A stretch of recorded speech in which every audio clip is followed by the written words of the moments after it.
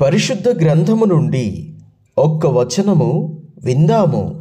యోబు గ్రంథము 22వ అధ్యాయము 28వ వచనము.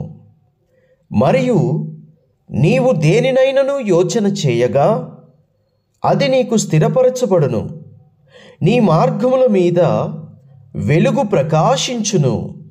దేవునికి స్తోత్రం. నీ మార్గాలు ఏవైతే ఉన్నాయో అవి ప్రకాశించబోతున్నాయి. ఎవరు ప్రకాశింపజేయబోచున్నారంటే జీవము కలిగిన నీ దేవుడైన యెహోవాయే చేయబోతున్నాడు.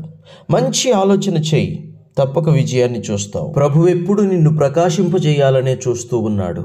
దేవునికి మహిమ కలుగునుగాక.